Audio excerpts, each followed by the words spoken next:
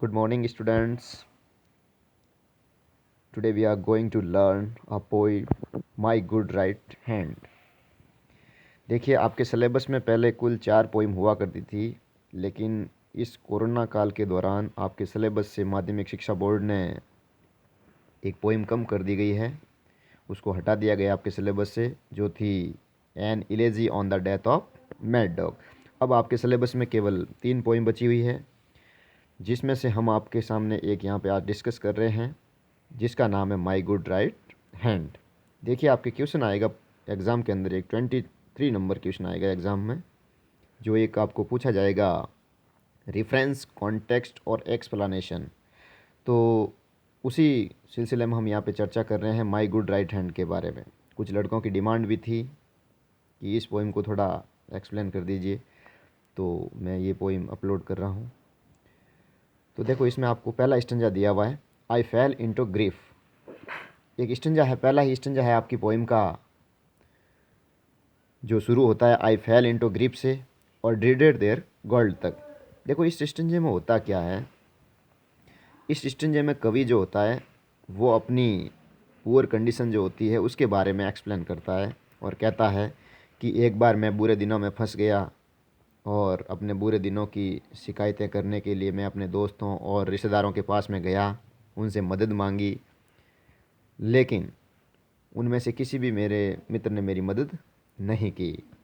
मैं प्रत्येक रिश्तेदार के पास गया, प्रत्येक मित्र के पास गया, लेकिन किसी ने भी उस समय मेरी मदद नहीं की।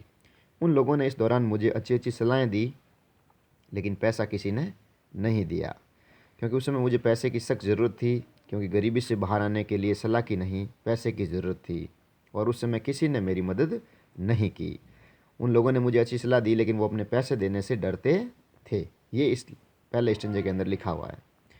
अब इसका आपको इंग्लिश के अंदर रेफरेंस, कॉन्टेक्स्ट और एक्सप्लेनेशन कैसे लिखना है, हम उसी के बारे में आज यहाँ पे बात करने वाले हैं। तो सबसे पहले आपको रेफरेंस लिख देना है, और रेफरेंस के अंदर आपको लिखना है these lines have been taken, यानी प्रस्तुत पंक्तियाँ ली गई है फ्रॉम द पोइम, यानी कविता से, जिसका नाम है my good right hand, composed by a famous poet Charles मैकी। यानी प्रस्तुत पंक्तियाँ हमारी poem my good right hand से ली गई है, जिसकी रचना एक लोकप्रिय कवि चार्ल्स मैकी द्वारा की गई है। ये इसका हो गया रेफरेंस। दूसरे नंबर पे आता है कॉन्टेक्स्ट। कॉन्टेक्स्ट में आपको लिखना है इन दिस पोइम, इस पोइम में, आगे पोइम का नाम लिख देना है my good right hand. The poet Charles Mackay, जो कवि है जिसका नाम है Charles Mackay, wants to tell us, यानी इस poem my good right hand नामक पोइम में कवि Charles Mackay wants to tell us, हमें बताना चाहते हैं अबाउट हिज, किसके बारे में, हिज पुअर कंडीशन, अपनी गरीब स्थिति के बारे में वो बताना चाहते हैं। And the behaviour of, behaviour का मतलब होता है बर्ताव या व्यवहार, of the fair weather friends, यानी अच्छे मौसम के मित्रों के बारे में और रिलेटिव्स के बारे में। Further, determination to work hard and trust in God changed poet's life and way of living, he overcame sorrow and pains. ये कॉन्टेक्स्ट आपके पोइम का कोई भी स्टंजा आ जाएगा, इस पोइम का सब में काम आ जाएगा। यानी एक स्टंजा आपको याद रखना है, ये वाला कॉन्टेक्स्ट वाला, जो सब में आपके काम आ जाएगा।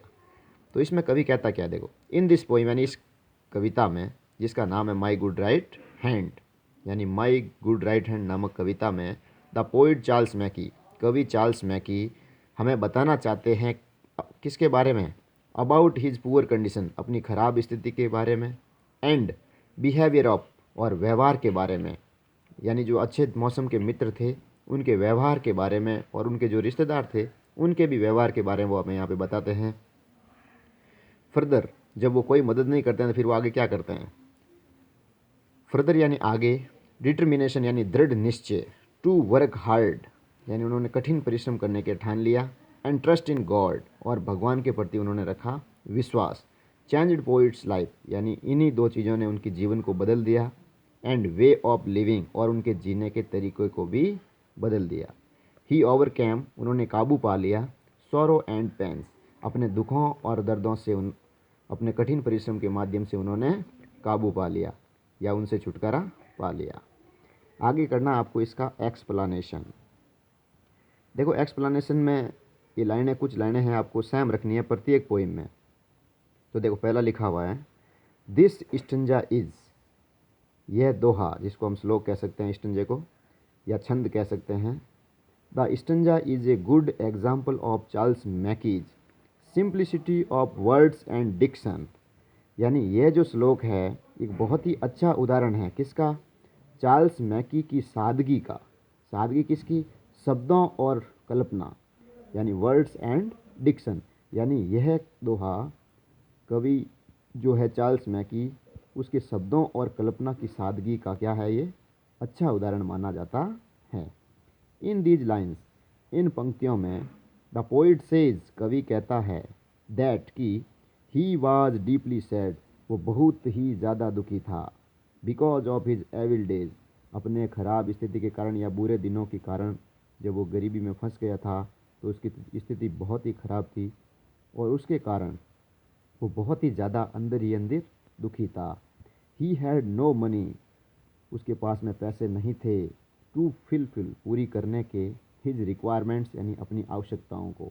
यानी कवि के पास में अपनी आवश्यकताओं को पूरे करने के लिए पैसे नहीं थे। तो इस दौरान उसने क्या किया? He even try to find a true friend, इस दौरान उसने एक अच्छे मित्र को ढूंढने की तलाश भी की, हु हेल्प हिम, जो उसकी मदद कर सके, इन पुअर्टी, यानी गरीबी में। बट ही वॉज अनेबल, लेकिन वह असमर्थ था, to find a true friend, एक अच्छे मित्र की तलाश करने में वो बिल्कुल निष्फल साबित हुआ, असमर्थ रहा। All the friends and relatives, उसके सारे के सारे मित्र और रिश्तेदारों ने, वर कूल टुवर्ड्स हिम, यानी उससे किनारा कर लिया, वो उसकी तरफ रुखे थे सारे के सारे, किसी ने उसकी मदद के लिए हाथ नहीं बढ़ाया। They did not give him money, उन्होंने उसको पैसा नहीं दिया। They gave only good advice, उन्होंने केवल और केवल उनको अच्छी सलाह दी। To overcome of his poverty, यानी अपनी गरीबी से बाहर आना है या उसके ऊपर आपको काबू पाना है, तो उन्होंने केवल और केवल उसको क्या दी? सलाहें दी, लेकिन सलाह वहाँ काम आने वाली नहीं थी। इसमें कुछ आपको क्रिटिकल कमेंट्स लिखने हैं नीचे पोइम में। तो सबसे पहले आपको लिखना है this is a very beautiful poem, यह कविता बहुत ही सुंदर है। दूसरा, the poet has used simple and beautiful language, कवि ने इस पोइम के अंदर बिल्कुल सिंपल यानी साधारण और सुंदर भाषा का प्रयोग किया है। द पोइम गिव्स अस, या gives a sound and deep message, यानी कविता जो है वो ध्वनि के माध्यम से गहरा संदेश हमें प्रदान करती है। तो ये इसमें आप नीचे लिख सकते हो, ये एक मोटिवेशनल पोइम भी है, क्योंकि कवि हमें कहता है कि हमें आत्मनिर्भर बनना चाहिए, किसी के ऊपर डिपेंड नहीं रहना चाहिए। तो यहाँ पे एक दो पॉइंट आप खुद लिख सकते हो। क्रिटिकल कमेंट्स अवश्य लिखें आप। ये 4 नंबर का स्टेंज आएगा और ये 4 आपको पॉइंट लिखने हैं, जिसमें से आपका 1 नंबर भी लेस नहीं होगा। तो इस वीडियो में हम इतना ही डिस्कस करेंगे, बाकी आगे वाले स्टेंज हम अगले वीडियो में डिस्कस करेंगे। Thank you.